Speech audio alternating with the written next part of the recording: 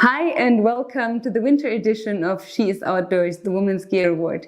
I'm here today with Alexa and the rest of the jury to introduce the winning products, and we have some other things going on tonight. Alexa, thank you for being here with us. Yeah, thank you, Jana. Thank you anyway for calling me out to be the head jury of this fantastic women's jury. We had in 2 days, we have been testing the products, we've been judging the products in a hybrid way, which was sometimes not as easy, but we came to really fantastic awards, and we're going to lead through this evening and bringing them you closer. But now I would like to go back to Jana because she's going to announce the very first point this evening. Very happy to have you here today. You have been on one of the, I think, biggest adventures that you can dream of, being frozen into the ice on Polarstern on Mosaic expedition. What does it feel going into this adventure, and how did your daily life look like? Well, hi everyone, I'm Laura, and well, you asked me how it feels. Actually, I would say I really feel humbled to be part, or to be able to join this big expedition, because it meant a lot for me. It was my big dream to be on this icebreaker once in my lifetime. So how did you get there? What happened to get you there? Well, maybe first I have to introduce myself. So I'm a geographer. I studied geography, and my point of view was glaciology. And I really like white landscapes, snow-covered landscapes. And the thing is that I joined a big excursion to Greenland with university in 2011, and since that I fell in love with Greenland. So I tried to think about how could I get there back again, and I applied as a tour guide for Greenland. So I'm working there since 8 years as a guide, and then I got some jobs for Spitsbergen, for Finland and Norway. And these guide experiences led me to this big expedition. So just to get an idea, what does a day on Polarstern look like for you, and what was your job? I have been there during the Arctic summer. So I've been on Polarstern for 3 months. The ship was frozen for 1 year in the Arctic Ocean. Our daily life was actually kind of structured, because the scientists had big pressure to collect all this data, to go out on the ice to their stations to measure the atmosphere, the ocean, and the ice and the snow. But I was part of the logistics team and the safety team, so I had to go out with the scientists as a polar bear guard. So I was the lookout person. While the scientists could do their job, I had to look for polar bears.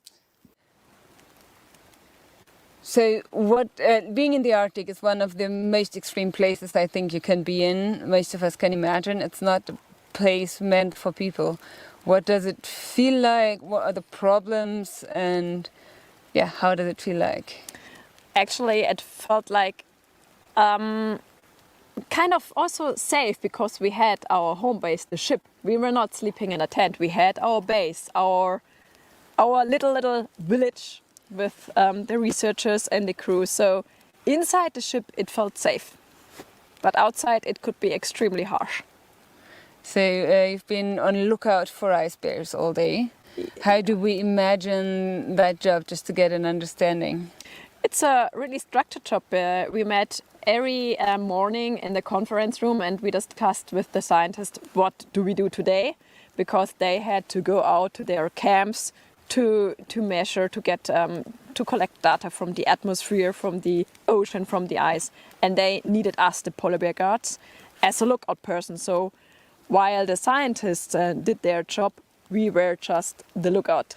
You're standing there looking in the binoculars all day. Yes. And try to focus. Yes, actually we were 3 hours in the morning outside. Then it's hard to focus, because the concentration. You cannot concentrate for such a long time. It's cold, and the cold, in my understanding, has a huge impact on the amount of energy you have and the amount of focus that you have. Yeah, because even it's bright, the sun is not shining the whole day. It's very foggy, and you cannot focus 3 hours through the binoculars on a white ice bear. Yes, because possibly white ice bear. Yeah, because you see then after sometimes everywhere polar bears. Yeah. Because you think, oh, is there moving something? Yeah. Oh no, it's just a piece of ice. And when you're focusing too long, your concentration is getting going down, and this makes it a bit was a bit exhausting, but we were also responsible to be the polar bear watch on the bridge. So that means on the highest point of the ship, we had also per day 3 hours and to communicate with the guards on the ice. So we our team switched, and so what did you do in case of an encounter? And the thing is, actually, the encounter itself should not happen. That's why we have the bridge watch. So the bridge watch has the overview on the ice first, and they should see the polar bears first. But then we have our binoculars, and for me, the binocular is a kind of weapon and not the weapon itself. So you can see really very fast with the binocular, and then you can react. You can call the bridge, you have your VHF radio with you, and you also have a kind of flare gun, the signal pistol, where you can... To scare it away? To chase the polar bears away. And then you can go back to the ship. So as a polar bear guard, you didn't only protect the scientists from the polar bears, but also protected the polar bears. At the same time, Polarstern forced its way into an environment where, let's say, people are not supposed to be. And you did that in the name of research for climate change. How do you deal with that conflict? Well, I totally understand your question, or, the conflict maybe people asked. But the thing is, we and the scientists, we were not on this big expedition, frozen for 1 year in the Arctic Ocean for fun.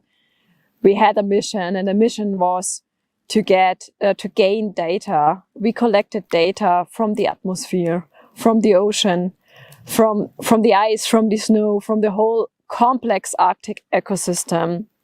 And this data is for the next generation and a big treasure.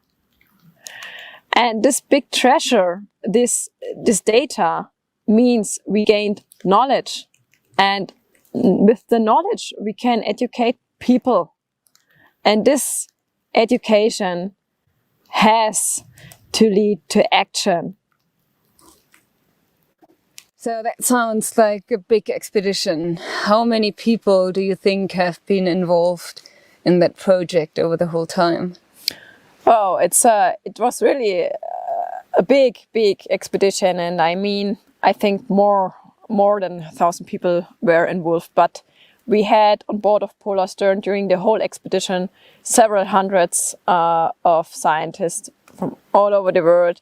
And when you think about this big mission, and then it's so special when you also see the political perspective, when all these nations from Russia, from India, from the US, from Germany work together to get a better understanding of the Arctic climate, and to gain data for the future generation. That's, for me, I think, very special, because it is.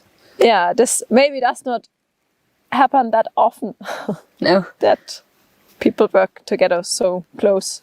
Yeah, I think we're beginning to get an understanding that we are all in it together when it comes to climate change, because it's not one single country that can have an impact. We all have to team up.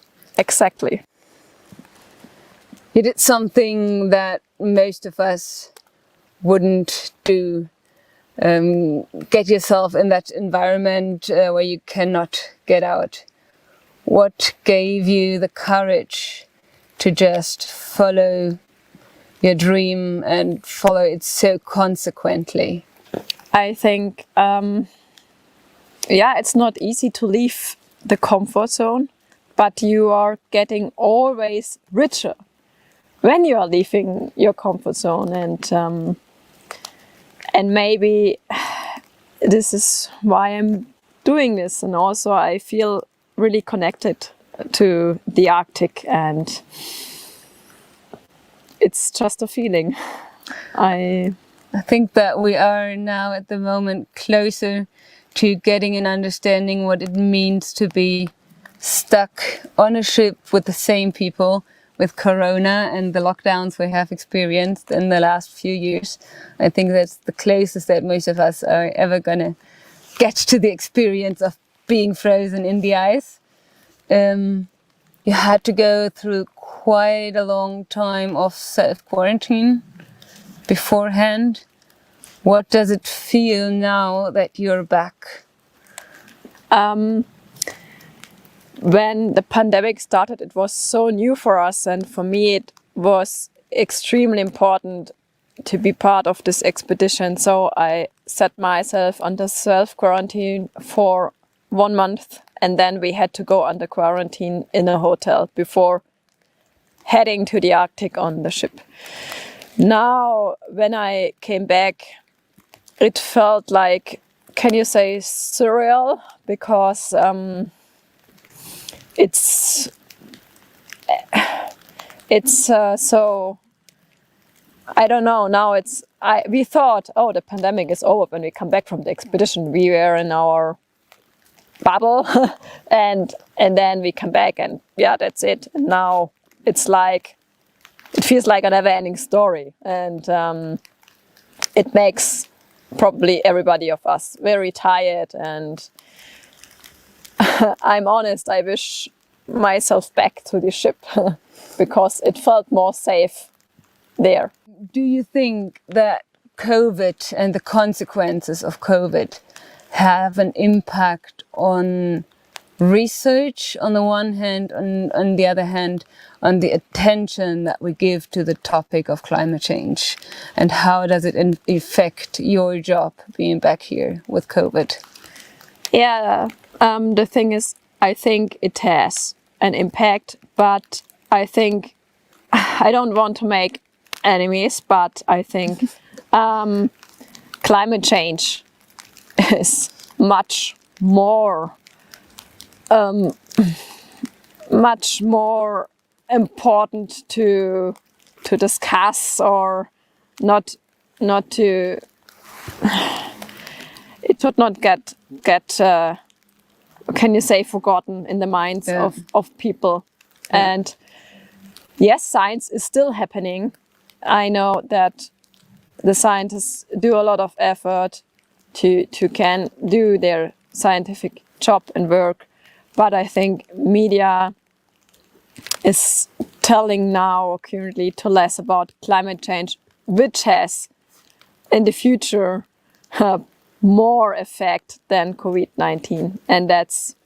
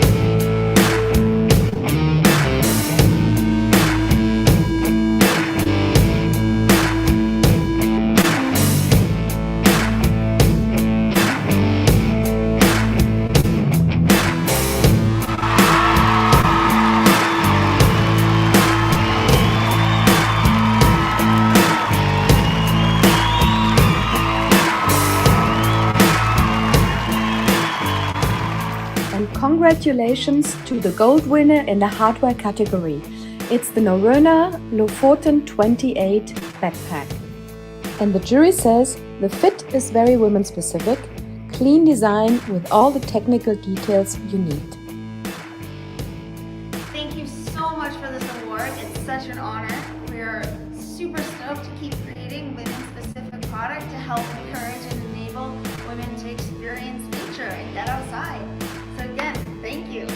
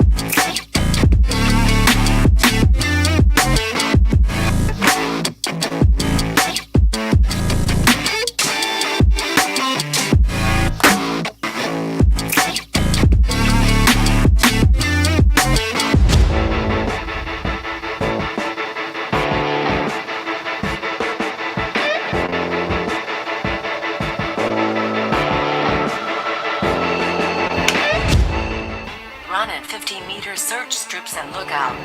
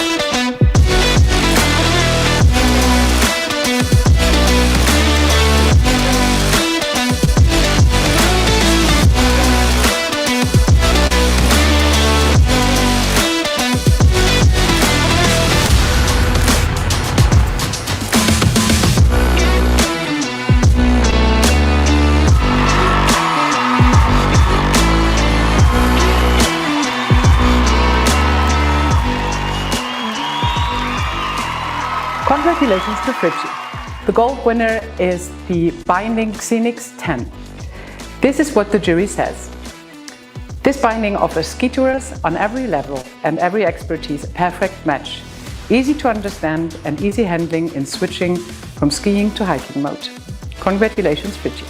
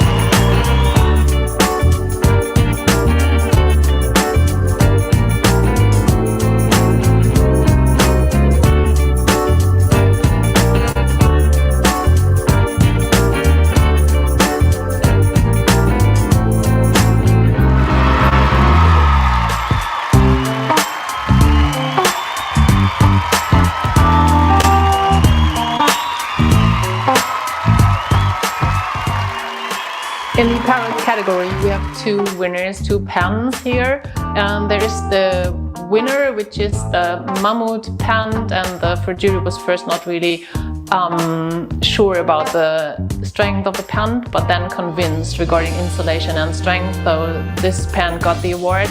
And secondly, we have the gold winner, which is the Autovoc 3-layer bib, and perfectly shaped, and especially in the upper part, well fitted. So this is the reason why this pant got the award as well.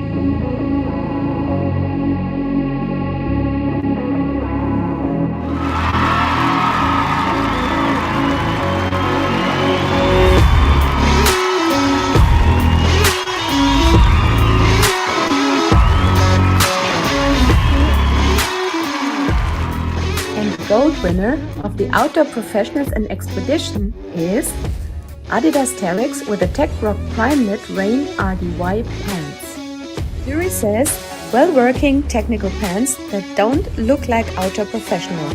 You could also wear it on the streets because of its style and the perfect fit.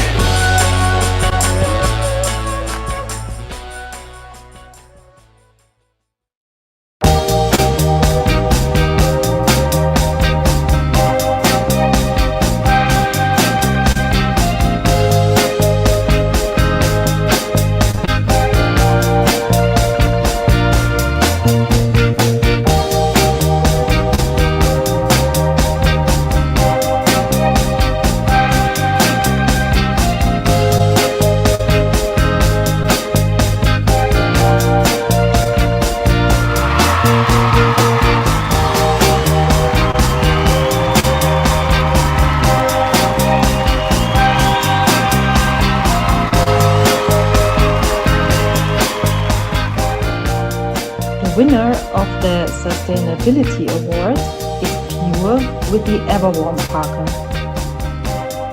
For the jury, it is the perfect combination of fashion and function combined with sustainability. It reflects today's zeitgeist, best of all submitted products.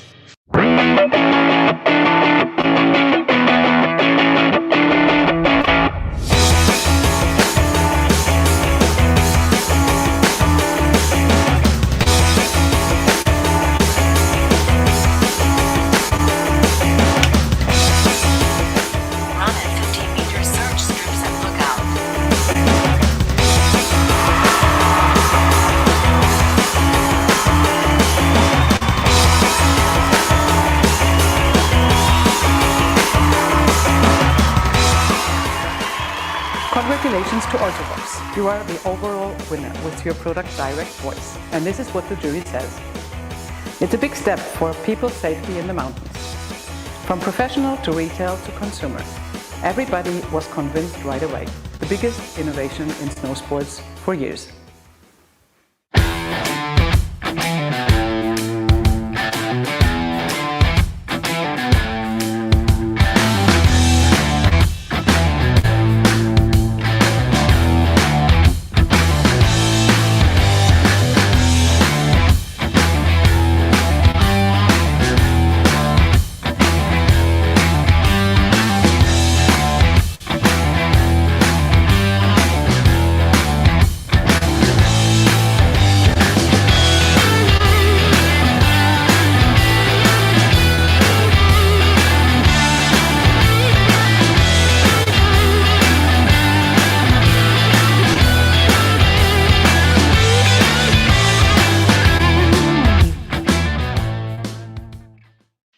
How can we team up to improve the customer experience in times of constant change and at the same time strengthen the local retailers?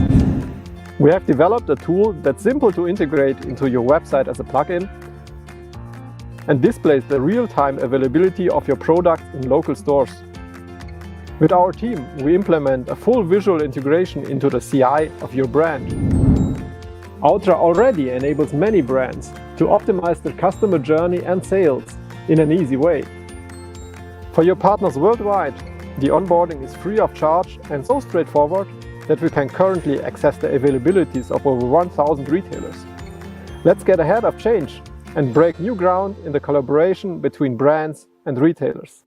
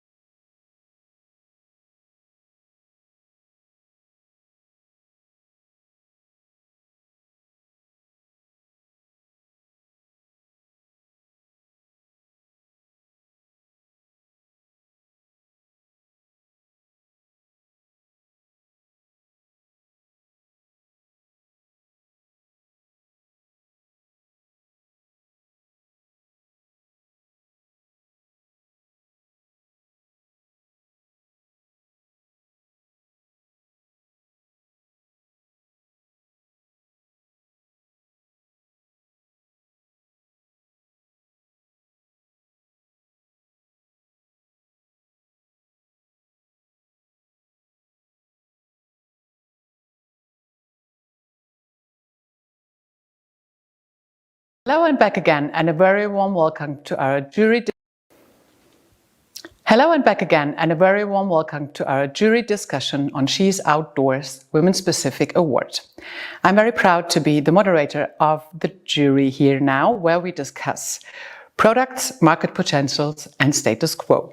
What opportunities and challenges do Anny Cardinahl, Alexa Dehmel, Jana, Astrid Schlüchter, and myself, Kim Scholze, see for the trade? So again, we worked together, we had a good time together. Maybe it's important now that you present yourselves. Why are you here for, and what do you do for life? Where is your passion? We start with you, Astrid. Hello, I'm Astrid Schlüchter. I'm the editor-in-chief of the B2B magazine SAZsport. And we started to support the She is Outdoors Awards since last summer, 21. When Jana started the first women-specific award. And for us, it's really important to show our readers that there is more than the slogan "Pink it or shrink it," that women-specific products are very important and have a really good standing in the market, and we should push it more. And so I'm very happy to be here, and it was really a great jury and really great products. Thank you, Astrid. We continue with you, Anny. My name is Anny Cardinahl. I'm in about 30 years now in the outdoor industry, and my background is omni-channel retail. So I run my own agency called Outdoor Deluxe, and yes, I'm familiar with this industry, as I said, 30 years, and this is the reason why I'm here, because I worked in purchase and category management, so I use these products as well. So these are the components that make me be part of the jury. Yes, this is important to really highlight. It's more than family with all the products. Jana, say something on you. I'm very, very happy for all of you to be here and to support us with. Well, we came up with this very weird idea in the beginning of February 2021, and yeah, we got to hand out the first awards in summer. And now we're here with the second round, the winter edition, and we have a fantastic jury, supporters from the industry. We have now 2 big retail partners that are going to present the winning products, and of course we have Ultra as our presenting partner. And yeah, the support we have experienced from all the industry and from the media has been huge. So thank you very much, and thank you for moderating this round here. Sure, I love it. Alexa. Thank you, Kim. Hi, my name is Alexa Dehmel. I have an agency in Munich called Active Sports Design and Consulting, and my heart burns for this industry. Since more than 25 years, I'm loving to design, develop, and consult some of the main parts in this industry concerning clothing. And I was allowed to design for many big brands, for many consumer brands, mainly on water, mountain, and performance sports. And my expertise led over to material as well, due to performance days and functional fabric fair curation. So I'm very happy to help here to contribute my knowledge and expertise to this jury, and leading this jury, we had such fantastic discussions, and I'm happy that I could contribute with my knowledge. Thank you, Alexa, and it's always a pleasure to work with all of us. Let's call it like this. We have different perspectives, as you have maybe seen in the introduction round. It's from retail to communication to press, and also to design and production. We start with you as the head of us, of the jury, with maybe some introductory words. And we said, just to remind you all, please interrupt each other and make it as lively as possible, because we want to start with the question from your eyes, design specific and women specific, on products and on the status quo in the market. What ingredients and what kind of transfer from the last 2 years, because things changed. What is important for you to share with us in terms of women-specific products? I would like to specify 2 parts, which is always the hardware and the clothing. And I also want to point out the first thing we were all excited about this year, because we looked at all the categories, and the biggest discussion and the biggest R's and O's we had were on backpacks. And that was super interesting for me because backpacks were long. I mean, Jana, she's a super specialist at backpacks, and she showed us all the details. And this time I had to admit that we found out that really most of the brands had put so much new efforts for female design in backpacks that we actually had difficulties in finding the winner. We've been discussing very long. So that was the first thing. Something to add on this, Jana? Yes, I mean, I have a lot of experience carrying heavy backpacks as I'm a photographer. That's where I come from. So, and I have been selling backpacks actually at Globetrotter in Munich. So I've seen different backpacks on different people with different body shapes, and there really has been a lot of development going on, especially for women. And the belts in the shoulder area that were mostly straight in the beginning have now been really nicely designed for women's specific use. And all the backpacks had some special things to them and very, very huge love to details. And it was, I think, for the jury, a very hard decision. And this is why we call it a jury discussion, to really make sure that all the details are proven, belt proven. So back to the second part. Second part, I go to the apparel directly because we were so excited about the apparel category as we've been discussing very hard. And in the end, what came out was that we found that the brands have put really a lot of effort in pattern specifically for pants, because nothing is harder than to buy a good pair of pants if it's sports or if it's in daily use, but having functional, really perfectly fitting pants, really, and they fitted bigger sizes, they fitted smaller sizes. We've been testing them, and in the beginning when we looked at them, we were like, okay, there's the mammut pink, which is the mammut pant, which is pink, and then we were like, oh, do we really want a pink pant? But then you need, of course, the high vis. And when we tested it, when we found out what it all kind of details had, the perfect body mapping during the use, finding out that this really soft material is extremely robust, it made us all excited. And then also the Ottovox bib, seeing that, I mean, you don't even have a problem in doing your female needs when you have to step aside quickly. I mean, everything is thought through, the fit is perfect, and this led to that we were very convinced that it's going to build up further and further and giving much more comfort for female products also in apparel. And I think nowadays you can see that there's really an assortment for women in specific women's styles. It's not only about jackets and pants and shoes anymore. It's more about sleeping bags and backpacks as well. So, and this is definitely something that has to be communicated stronger to towards the end consumer as well. Because this is what a lot of women don't know, that there are so many really specific and details. And when you look at the mammut pants, what you just said, it's regarding the installation. It's really kind of a unique style, and it's really good to see now that we really have good assortments for women-specific needs.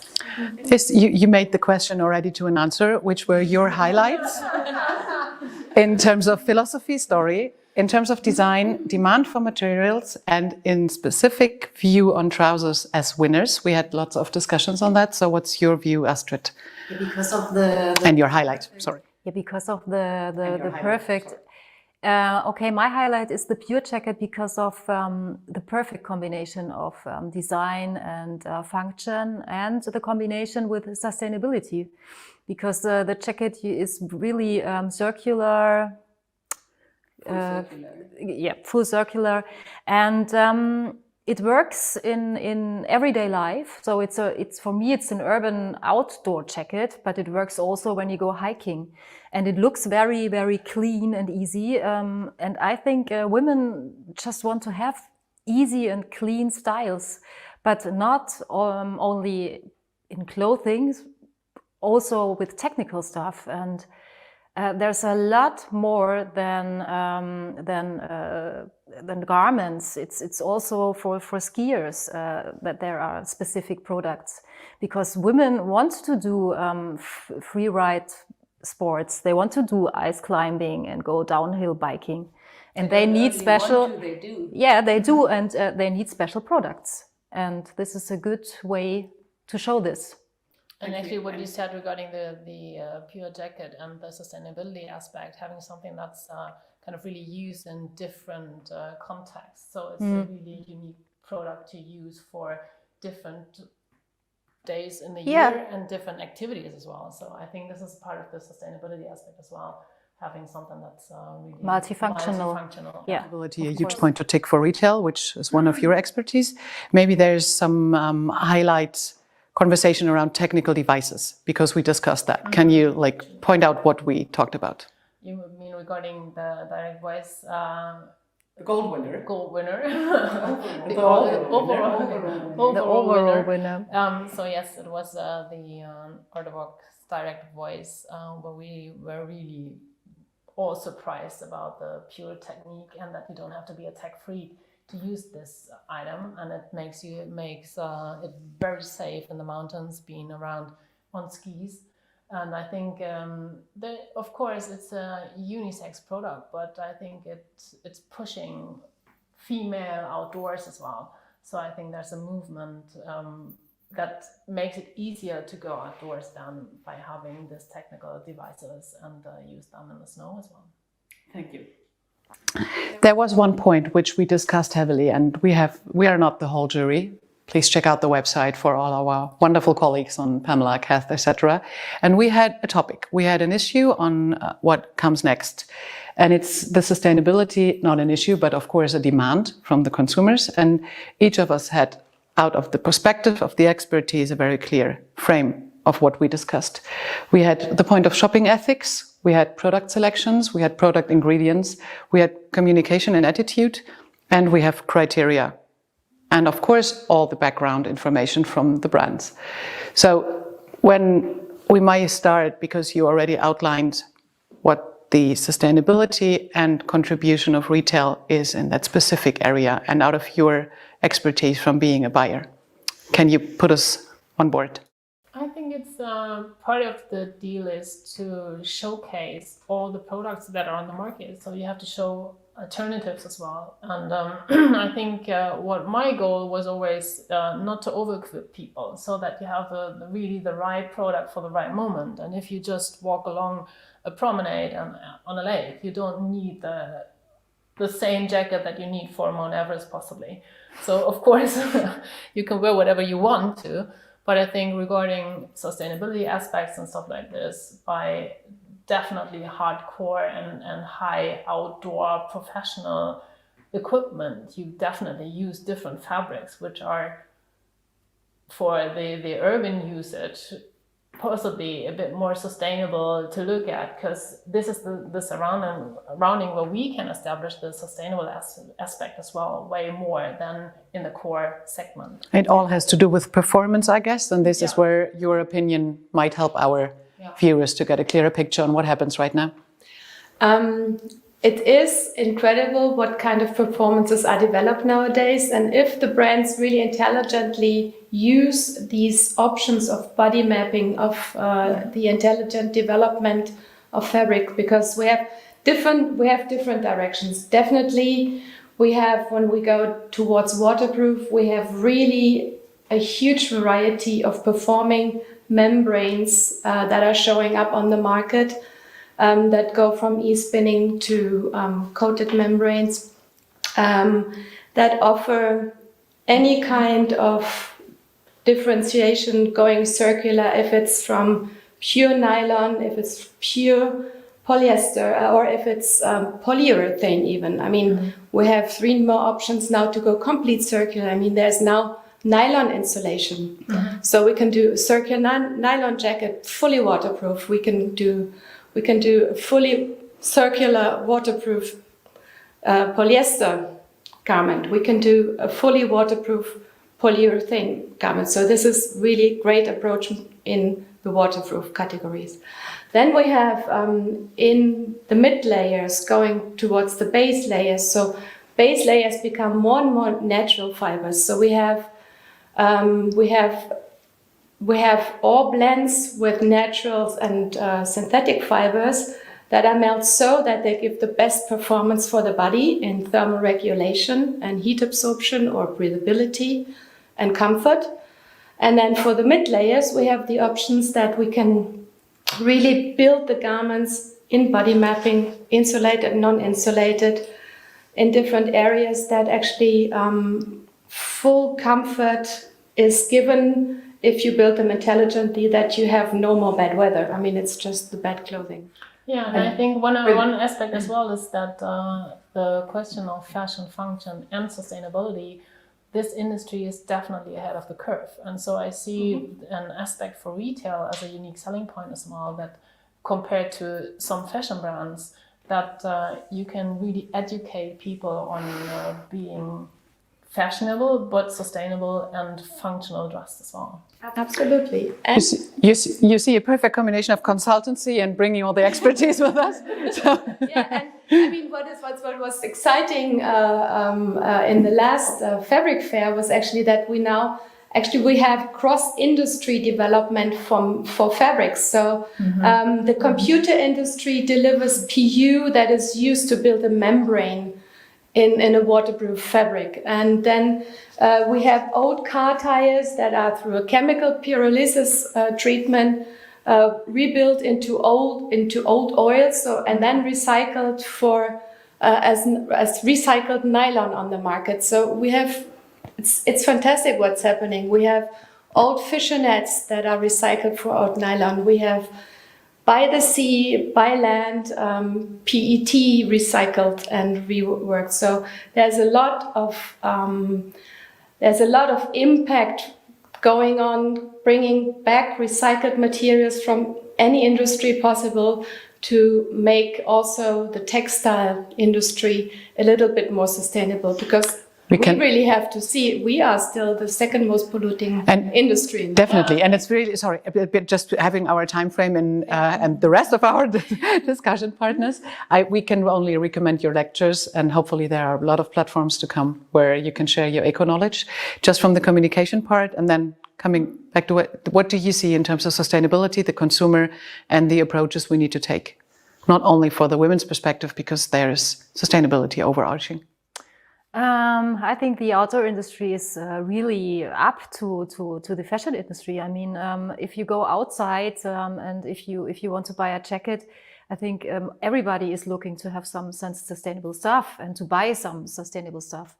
And there are a lot of brands who support the consumer by buying some sustainable stuff and to let's repair the jacket and go into the circle again. So I think we are here on a good way, and maybe the fashion industry is there a little bit slower with these terms, but for me the outdoor industry is really good, is really working good, and the consumer is really good informed about all the sustainable features of a jacket or of the materials. Yeah, but I think the broader aspect, so the broader audience, this is what we have to reach within the next couple of years to be stronger in that case as well. Because when you see the fashion trade shows where I've been the last summer as well, it's definitely not that strong communication regarding sustainability. No. The parts of this trade shows are way smaller than in percentage when compared to the others, what we have as industry shows. And so there is definitely one of these best selling points for retail in the outdoor segment or a sports segment, but definitely you have to communicate this a bit better to the broader audience, that they find something that's fashionable and good for the cities as well. Not just communicate, but also educate. Yes. Educate as well. This is what I said before. Yes, of course, it's part of the deal that we have to educate people as well. This is exactly what all this expertise, authenticity and super enormous energy is why you put the jury like it is. So what is your future? Where do you see She is Outdoors, and what kind of derivations do you do for your criteria? I see this award as an educational platform where we can educate the brands, we can educate people that we reach, the visitors, and we can educate retail, and that's the connection I think we want to make. The point is that looking at this and taking this responsibility, that kind of means that we really have to ask ourselves and reconsider the criteria we have. So we sat down together, we worked on a jury statement regarding sustainability, and we will be publishing a short video, where we will explain the new criteria that are an absolute basic needs for the products that are allowed to be entered into the award in summer 2022. And maybe adding this to what's in your head, seeing not only the past, how many efforts you put it into to set it up like a real statement for the industry, seeing women-specific products, also your personality, and of course, if you feel it as an educational thing, there are so many legislative processes which need to be considered if there's a change in the market on 2025, which is then on your responsibility, or even earlier, yeah. So, but seeing is as your responsibility for a platform thinking, like, yes. I think that's speaking as from all of us. Congratulations to your great award, to your format. Congratulations to the brands, and see you in summer. Thank you for being a part of this and for supporting us. We couldn't have done it without you. We couldn't have done it without the brands, and of course, we couldn't have done it without our partners. Thank you very much. We will see you at the Meet and Mingle if you want to join in. We have an open platform to discuss all different kinds of topics. Just join in and we share the link. Thank you. Bye-bye. Bye. Bye-bye.